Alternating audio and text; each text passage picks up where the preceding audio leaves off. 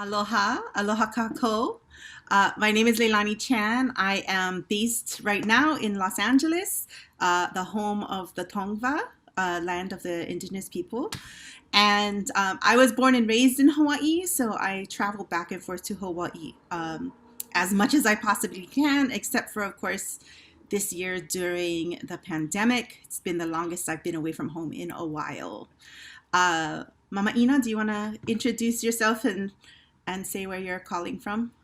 Yes, I'm Innocenta Sound Kikku. My community, or you'd always call me Mama Ino. I am calling in or tuning in from Honolulu, Hawaii. I'm I want to give honor to the uh, Kanaka Maoris of this land.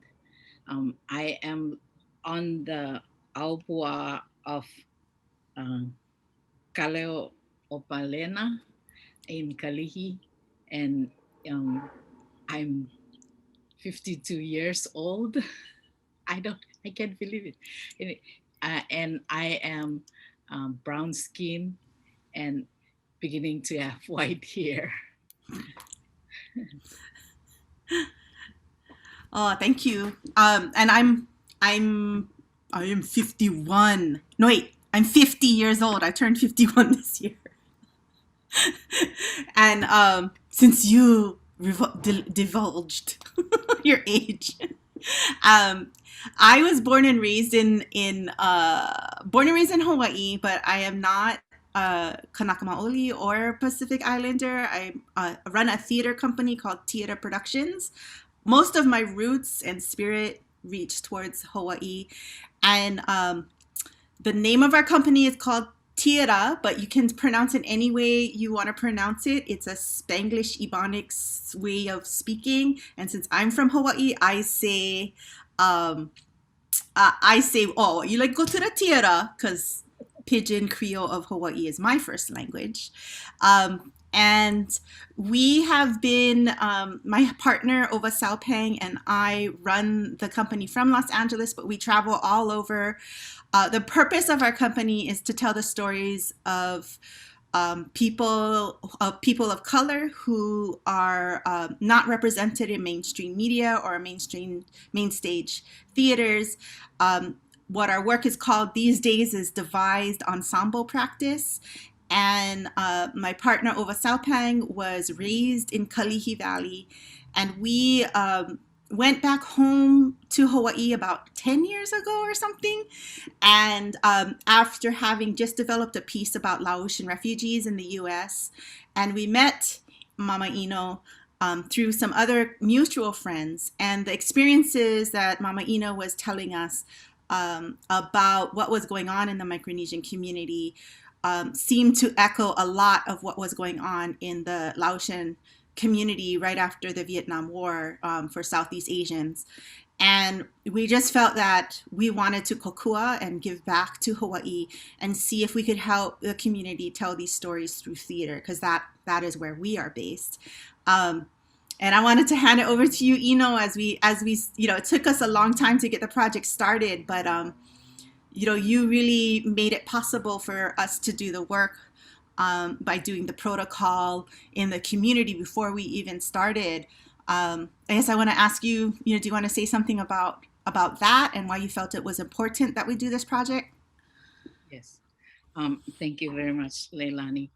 Uh, I just want to thank Olivia for setting the groundwork of what to speak about. And truly, what you've touched is really the reason why we do what we do.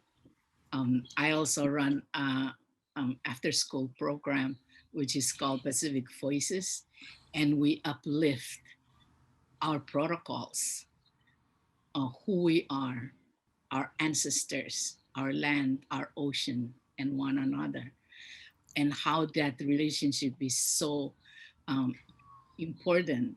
That relationship grounds us and takes us to places that we couldn't even imagine that we will be um, able to find our similarities and our identities. And in working with Master of the Current and sharing of our culture with Leilani and Ova, and bringing up, what is so valuable and important of who we are, and then putting it on stage and making it available for everybody to share was magical for me.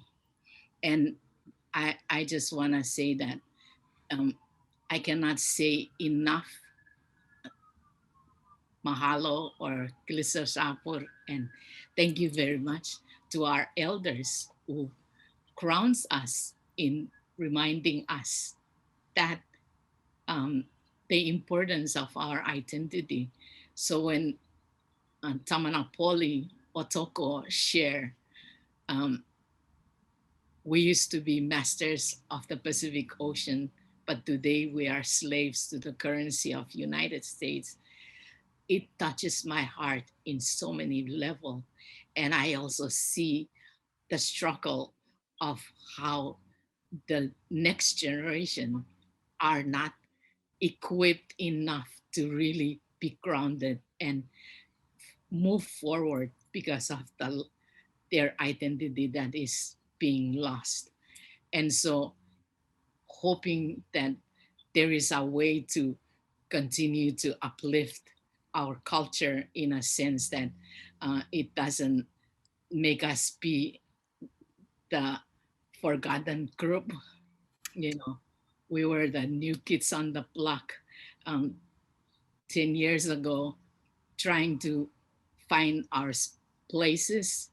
We face a lot of discrimination, racism, and how much more was it for our youth that they really struggled the hardest until today. As a matter of fact, not too long ago, just 2 days ago or a day ago, something happened within our community. I'm not going to go into it too much because I'm going to be a basket case. But the fact that we are able to bring our story on stage, and Leilani and Ova helped us to, do all these ensembles and bringing to life what is of our culture and of our uh, reality to stage is very uh, valuable and important to tell our story, that we share the same similarity of what our environment and what our um, needs to continue to grow together. So thank you, Mhm. Leila. Mahalo. And just as a quick I'll try to be quick. Masters of Currents is the name of the play that we created with the help of, with guidance really, of Mama Ino. We call her our cultural navigator. And in our practice, we really try to decolonize our theater practice. So from the very first workshops, even though we were coming in as the theater people, I wanted to make sure that that all of the folks participating and sharing their stories felt empowered, and that they were there as experts as much as we were. And throughout, it took us about 3 years of doing workshops in Hawaii and doing community sharings where we just had everybody who worked with us on stage. We had a couple community sharings of that were like at least 30 performers on stage with us. And then by the time we were able to create a 5-person play that premiered at the Honolulu Theater for Youth, we were able to cast 4 out of 5 cast members were from the Hawaii Micronesian community. And of those cast members, they've now not only performed in a 3-week professional production when we premiered at Honolulu Theater for Youth, we performed that for over 3,000 students, and that schools were bussed in to see the play. And then we were able to tour it inter-island to Maui and Hilo. And we also then toured it to San Francisco and Minneapolis. And we were supposed to be in Utah right now, but because of the pandemic, the live performance has been postponed. Hopefully, crossing fingers that we can be in person in Utah in November. and then continue to tour the work, giving opportunities to our cast members to be able to tour, connect with community and the diaspora wherever we go. We even connected with a community in Minnesota, thanks to Professor Vince and Tina, who are at the University of Minnesota. They connected us with Vince Diaz affectionately calls the Melanesians, who live in Milan, Minnesota, and they live like in the middle of Minnesota. So it's like 3-hour drive from Minneapolis, and we were able to connect with them and have them do workshops with us and see the show. And to kind of try to sum it up really quickly, we everything that Professor Olivia Quintanilla just talked about is certainly one of our goals and outcomes from doing the performances. And in the performances, you know, we heard a lot about the bullying that was going on in the schools against Micronesians, to the point where when we first started the workshops with high school youth, some of the students at the beginning of the workshop, they wouldn't even identify as Micronesian. It wasn't until at the end of the workshop, when we gained enough trust, that the students were willing to come and say, yes, they were Micronesian, but of course they were much more passionate about identifying by their specific ethnicity, whether it was Chuukese or Kosraean or Marshallese. And those are the stories that we gathered and wove together a play. And one of the things that Innocenta pointed out to me in a recent conversation is we even put a funeral in the production. And the reason being that what I learned was that the funerals were a place to pass on traditions and cultures and cultural practices to the next generation. And there was a lot of misunderstanding by the teachers, knowing that the students were getting pulled out by their family so often to attend these funerals. And it's a combination of the fact that so many Micronesians are in Hawaii because of health issues, that they have to be in Hawaii and they had to leave their islands. And on top of that, the funerals as a cultural practice. And so that is actually in our production. And what stands out to me is that this was even before the pandemic. On adding to that, because I have so much respect for Mama Ino and the work she does as a community organizer. She is on the front line of, since the beginning of the pandemic, how the Micronesian community has been targeted in Hawaii is still relevant in our play.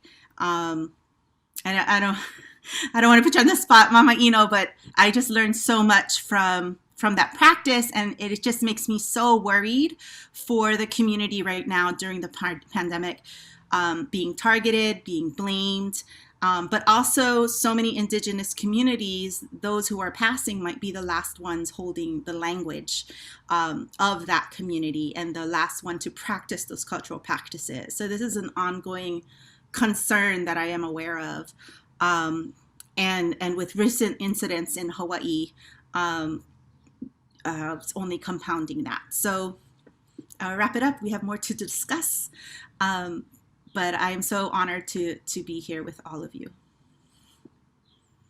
Mama Ino, any last words? I think we run out of our time, but mahalo and thank you for the space and for having us. We cannot thank you enough.